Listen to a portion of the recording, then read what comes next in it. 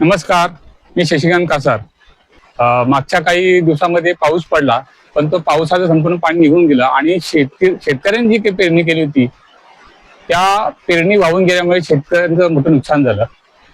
दुबार पेरणी करण्याचं संकट आता या शेतकऱ्यासमोर आहे आणि ही दुबार पेरणी केल्यानंतर सुद्धा पुढची शेतीची काय भविष्य आहे का, पाऊस पडेल का, याच्यात पूर्णपणे ह्या विवंचित आता शेतकरी आहे. यासाठी आपल्याकडं कृषी तज्ञ जे अनिल पाटील आहेत त्यांच्याकडे जाणून घ्यायचंय का आता त्यांना काय वाटते, शेतकऱ्यांनी दुबार पेरणी करावी का, किंवा यापुढे आणखीन काय बदल करायला पाहिजे का, आणखीन सरकारकडे त्यांचं काय मार्गदर्शक असणार आहे का? पाटील साहेब नमस्कार. नमस्ते. मला एक सांगा, आता अनिलच्या प्रभावामुळे आपण पाहिलं असेल की मागच्या आठवड्यात पाऊस मुसळधार झाला आणि त्याच्यामुळे अनेक ठिकाणी पाणी तुंबलं, बऱ्याच लोकांचे संसार वाहून गेले आणि अनेक लोक अडकली होती. पण ह्या दरम्यान शेतकऱ्यांनी पेरणी केली आणि ती पेरणी पूर्ण ती जे काय बीज होतं ते वाहून गेलं. आता दुबार पेरणी करायचं म्हटलं तर ते फार मोठं संकट आहे, कारण त्यांना परत बाजारात जाणं आणि ती परत खरेदी करणं. पण ती केल्यानंतर पण शेतीसाठी त्यांना जो पाऊस आहे तो पडेल का, याच्यात सुद्धा आणखी शेतकरी आता विवंचित आहे. तुम्ही कसं पाहता याच्याकडे? एकतर सगळीकडे म्हणजे वाडा तालुक्यात आणि पालघर जिल्ह्यात फिरत असताना भातशेतीच्या संदर्भात हे लक्षात येतं की यंदाचा पावसाळा खूप वेगळा अनुभव आहे. उशिरा पाऊस पडला, जवळजवळ 23 जूनला सुरुवात केली त्यांनी आणि नंतर जो काय 5-6 जुलै पासून एवढा चालू झाला की होतं नव्हतं सगळं वाहून गेलं. म्हणजे संसार जसे वाहून गेले तसं भाताचं बियाणं पण वाहून गेलं, उती टाकलेली वाहून गेली, रोप नेलं वाहून, जमिनी खरडून टाकल्या, अनेक ठिकाणी रेतीचे ढिगारे शेतात आलेले आहेत. आणि अशा परिस्थितीत शेतकऱ्यांनी दुबार पेरणी करणं हे आव्हानात्मक आहे आणि मला वाटत नाही त्याच्यातून काय सकारात्मक मार्ग निघेल. पण याच्यातून आपल्याला काय शिकायला पाहिजे असं जेव्हा मी विचार केला तेव्हा असं लक्षात आलं की शेतीचे फार तुकडे झालेले आहेत. मोठ्या प्रमाणात शेती कोणाकडे आता शक्यतो जास्त राहिलेलं नाही. मग त्याच्यासाठी सामुदायिक शेती आणि त्यातल्या त्यात सामुदायिक नर्सरी, म्हणजे जेणेकरून सुरक्षित ठिकाणी नर्सरी केली, वेगळ्या प्रकारे म्हणजे आधुनिक पद्धतीने केली, ट्रे टाईप नर्सरी केली तर आपल्याला त्याच्यापासून काहीतरी दिलासा मिळेल. एवढं माझ्या स्वतःच्या अनुभवावरून आणि ज्यांनी हे नर्सऱ्या केलेल्या आहेत, ट्रे टाईप नर्सऱ्या बाजूला, त्यांच्या अनुभवावरून मला सांगता येईल नक्की की आपल्याला आता काहीतरी बदल करायला पाहिजे. आम्ही शेतकऱ्यांनीच नाही तर शासनाने सुद्धा आता त्यांची जी प्रक्षेत्र आहेत त्याच्यावर जसं त्यांच्या नर्सऱ्या असतात फळझाडांच्या, तशा भातशेतीच्या नर्सऱ्या आता ठिकठिकाणी व्हायला पाहिजे. आणि लहान लहान शेतकऱ्यांना ज्यांना शेती परवडत नाही, मोठ्या प्रमाणात साधन संपत्ती जमा करून पेरणं वगैरे किंवा दुबार पेरणी करणं, त्या लोकांनी यंदाचं मी नाही म्हणत पण पुढच्या वर्षीपासून याच्यावर काहीतरी असा तोडगा निघाला पाहिजे की दरवर्षी असं होत चाललं तर शेतकरी याच्यातून हताश होऊन शेती सोडेल. आणि म्हणून त्याला दिलासा देण्यासाठी भातशेतीच्या रोपवाटिका नर्सरी हे होणं गरजेचं आहे. आणि ते करण्यासाठी काही शेतकरी गट आणि शासकीय नर्सरी यांनी पुढाकार घ्यायला पाहिजे आणि त्या बाबतीत शासनाने त्यांना प्रोत्साहन दिलं पाहिजे, त्यांना चालना दिली पाहिजे, असा एक माझा स्वतःचा विचार आहे. कारण आता आपण जर दुबार पेरणी केली तर ते प्रत्येक शेतकऱ्याला शक्य नाही. कारण आता तसं तर बघायला गेलं तर खूप उशीर झालेला आहे दुबार पेरणी करायला. कारण कालावधी निघून गेलेला आहे. आता जवळजवळ 15 जुलै झाला, म्हणजे अर्धा पावसाळा संपलेला आहे. अर्धा जसा पावसाळा संपलेला आहे तसा 1100 mm पाऊस सुद्धा अर्धा संपलेला आहे. त्याच्यामुळे पुढे किती दिवस पाऊस पडेल, किती पडेल, पडेल का नाही पडेल या शंका मनात आहेतच आणि कसा पडेल. म्हणून आता दुबार पेरणी करणं योग्य होणार नाही आणि तसे कोणी प्रयत्न केले तर ते मला नाही वाटत त्याच्यात काही दिलासा मिळेल. आणि हे सगळं अनिश्चित आहे, त्याच्यामुळे असं पण सांगता येत नाही. कदाचित शेतीमध्ये एखादे वेळे प्रयत्न करतो तो पण हुशार ठरतो असा आमचा अनुभव आहे. त्याच्यामुळे नक्की सांगणं आणखीन कठीण आहे अशा परिस्थितीत. तुम्ही आता लागवड केलेली आहे, ह्याची लागवड तुम्ही कधी केली आणि मग ही लागवड आता तुम्हाला कशी जमली? कारण अजूनपर्यंत आमच्याकडं बऱ्याचशा ठिकाणी शेतकऱ्यांचं रोप तयार नाहीये आणि आता तुमच्या रोप तयार आहेत. एकीकडे आपण यांत्रिक शेती पद्धती आणि आता आपल्याकडे बघितलं तर कोकणामध्ये लोक माणसं घेऊन काम करतात, पण तो खर्च आणि यांत्रिक शेतीचा खर्च याच्यामध्ये किती फरक आहे?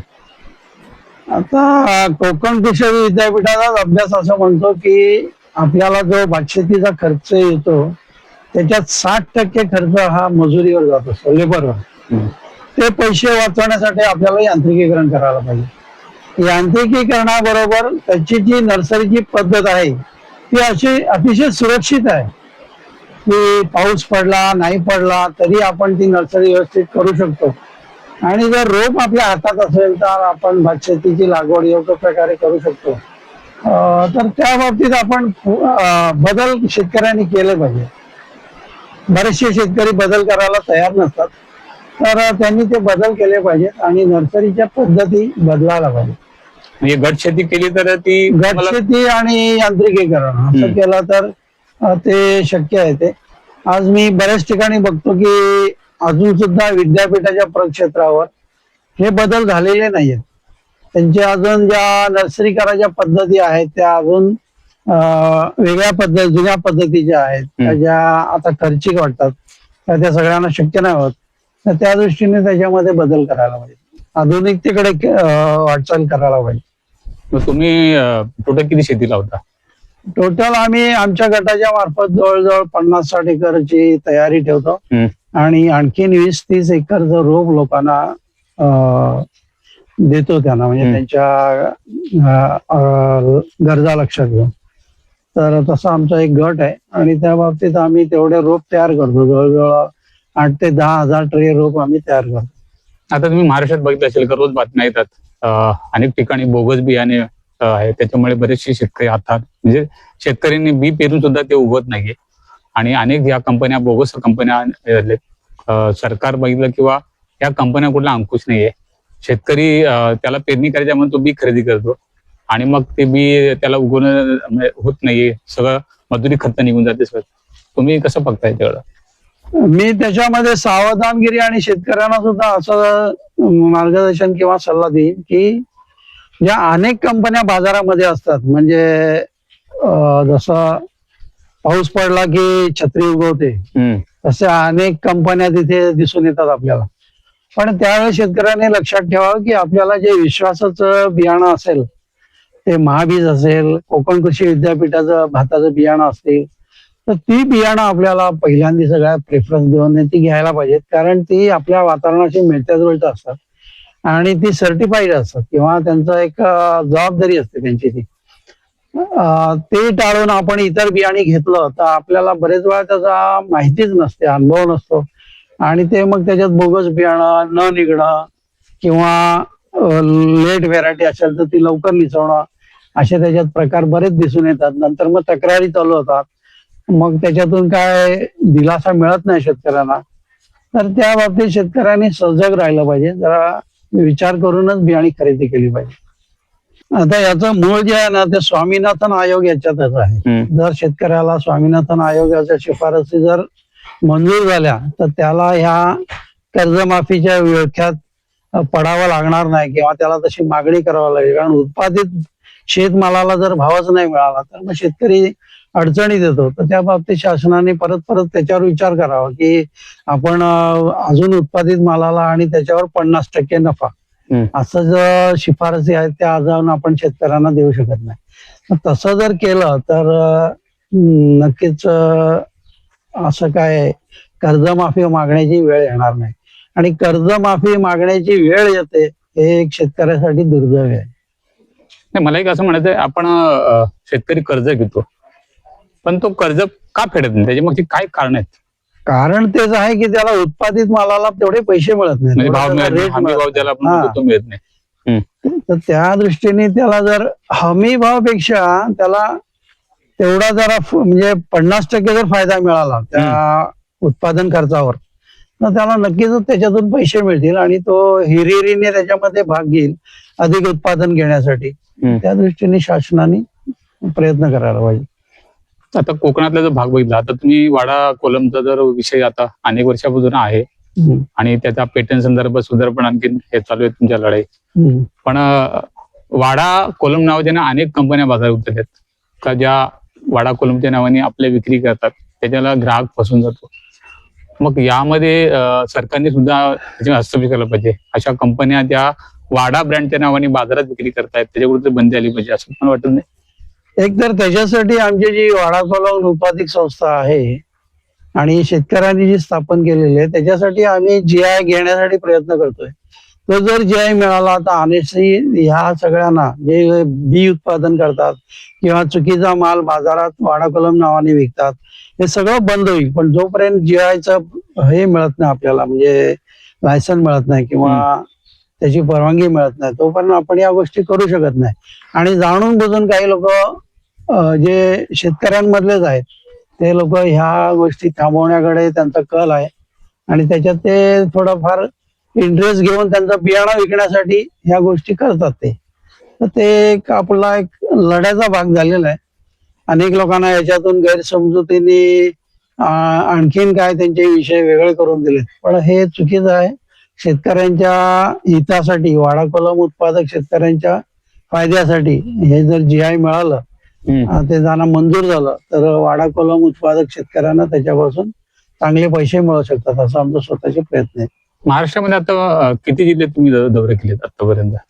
महाराष्ट्र तसं तर बघितलं मी पूर्ण बघितलेला आहे. भारत जवळजवळ पूर्ण बघितलेला आहे. 4-5 विदेशी देशात गेलेला आहे शेती करायला. पण विदेशात 4-5 ठिकाणी जाऊन सुद्धा माझ्या असं लक्षात कुठे गेले तुम्ही? मी गेलो होतो इस्रायलला गेलो होतो, जॉर्डनला गेलो होतो, अमेरिकेला गेलो होतो, चीनला गेलो होतो, भूतानला गेलो होतो. या सगळ्या देशांमध्ये जाऊन त्यांची शेती बघून मी या निष्कर्षाला आलो की आपल्या देशातलं वातावरण, जमीन आणि इतर म्हणजे वातावरण म्हणजे सूर्यप्रकाश वगैरे हे एवढं सोयीचं आहे की विदेशात या सगळ्या सोयी नाही मिळू शकत सहजासहजी. तर म्हणून एकच फक्त फॅक्टर आहे की आपल्याला उत्पादित मालाला भाव मिळत नाही. तो जर मिळाला तर शेतकरी निश्चितच काहीतरी वेगळी क्रांती शेतीमध्ये करेल, असा एक माझा नेहमी बघण्याचा होरा आहे. मग तिथला तो बदल आणि इकडचा आता आपण पारंपरिक शेती करतो त्याच्यात किती तुम्हाला तफावत जाणवते? पारंपरिक शेती म्हणाल तर आता जवळजवळ कमी झालेली आहे. कारण आता यांत्रिकीकरण किंवा आधुनिकतेकडे आपण जर शेती केली तर आपल्याला ती परवडणार आहे. याचा अर्थ असा नाही की रासायनिक शेती आणि यांत्रिकीकरणाची शेती हे वेगळे विषय आहेत. रासायनिक शेती करा असं आम्ही म्हणत नाही. आपल्याला याच्यापासून दूर जायलाच पाहिजे रासायनिक शेतीपासून, पण त्याच वेळेस आपल्याला यांत्रिकीकरण करायला पाहिजे. तरच आपलं उत्पन्न वाढणार आहे आणि आपलं श्रम वाढणार आहे. तरुण शेतकरी शेतीमध्ये येण्याचा प्रयत्न करणार आहे आणि असं जर केलं तरच आपल्या शेतीमध्ये चांगले दिवस येतील अशी मला खात्री आहे. म्हणजे आता भारत बघितलं कृषी प्रधान देश आहे आपण म्हणतो, म्हणजे पण कुठेतरी युवकांचं जे आहे सहभाग कमी दिसतो. ठराविक युवकच फक्त ह्या शेती क्षेत्रामध्ये उतरले आहेत. बाकी आता युवकांनी शेती करणं सोडून दिलं असं म्हणाल. म्हणजे एक सर्व्हिस लागून नोकरी करणं, घरची शेती ती तशीच पडलेली असते.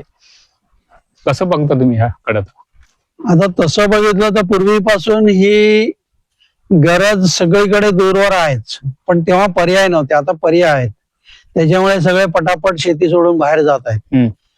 पण याचा अर्थ असाही नाही होऊ शकत की जर कमी शेतकरी जरी राहिले आणि त्यांनी यांत्रिकीकरण केलं तरी ही सगळी शेती व्यवस्थित लागू शकते, त्याच्यापासून उत्पन्न देशाला आणि शेतकऱ्याला मिळू शकतं. तर आपल्याला एक टर्निंग पॉइंट आहे. टर्निंग पॉइंट हा आहे की आपण आपली शेती कमी मनुष्यबळामध्ये आणि उत्पादन जर जास्त केलं तर आपल्याला याच्यापासून 4 पैसे जास्त मिळू शकतात. आणि बाजारपेठ खूप प्रचंड वाढलेली आहे सगळीकडे. आता शहरं झालेत, लोकांच्या आवडीनिवडी बदलल्यात. लोक पूर्वी फळं कधी खात नव्हते कोणी. कधी दरदरी द्राक्ष, आमचे वडील शहराला कधी गेले जिल्ह्याला वगैरे तरच द्राक्ष खायला मिळायची, डाळिंब खायला मिळायची. आता तर खेडेगावात सगळीकडे ही फळं मिळतात, सहजतेने मिळतात, मुबलक असतात. याचा अर्थ मागणी पण वाढलेली आहे. फक्त आपल्याला तुमचा माल हा चांगला आणि गिरायकाला आवडेल आणि त्याचबरोबर त्याचं पॅकिंग, ह्या गोष्टी महत्वाच्या झालेल्या आहेत. शेतकऱ्यांनी सदर बाबतीत सुद्धा लक्ष द्यावं, प्रक्रिया उद्योग चालू करावा. असं जर खेडेगावात केलं तर आपल्याला अजून खूप संधी आहे, म्हणजे अमर्याद संधी आहे असं दिसून येतं.